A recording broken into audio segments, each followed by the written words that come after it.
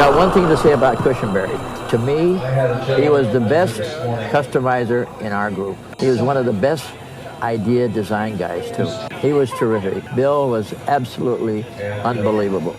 Bill Cushenbery was among the most influential custom car designers and builders of the mid-20th century.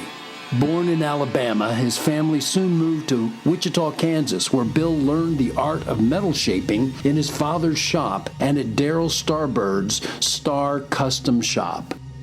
But his dreams of building show cars took him to Monterey, California in 1957, where he opened a shop and began chopping and rebuilding factory cars into one-of-a-kind masterpieces, like the El Matador. This car attracted a clientele seriously interested in show cars, and Bill built several that are legendary. But the car Cushenbery is best known for was called the Silhouette. With this first scratch-built custom car of its kind, Bill won the Tournament of Fame Award at the 1963 National Roadster Show in Oakland, California, and was thrust into the company of a small group of men who dominated the West Coast show car scene. After his success with the Silhouette, Bill designed and started building what would become his last custom car, the Space Coupe, a one-of-a-kind, handmade aluminum body on a Corvair chassis with a bubble top. And since the car was so low to the ground, his original design had no doors. You simply stepped into it. Here's Bill working on the Space Coupe in his Monterey shop in 1963. No doors.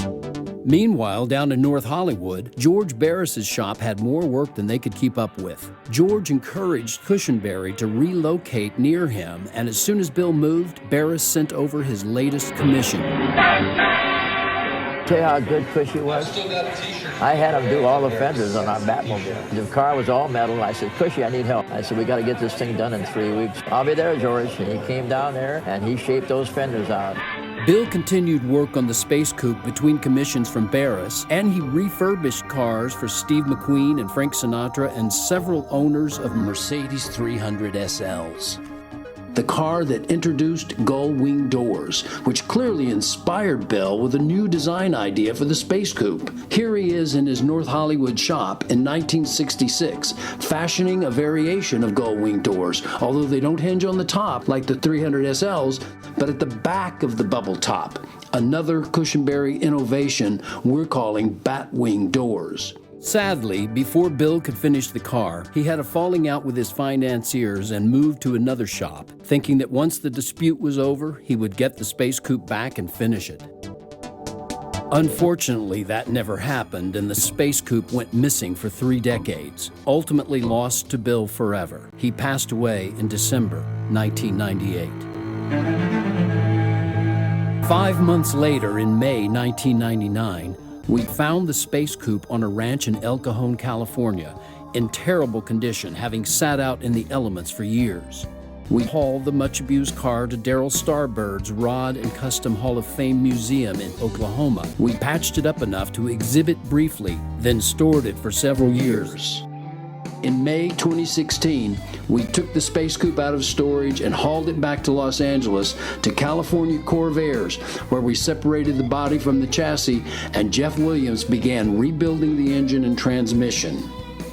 In May 2018, we moved the body of the Space Coupe into Paul Clark's shop. With over 40 years' experience building unique cars, Paul is using the same artistic and engineering skills and the same handcrafted metal shaping techniques to complete the Space Coupe that Bill Cushenbery employed to create it 55 years ago.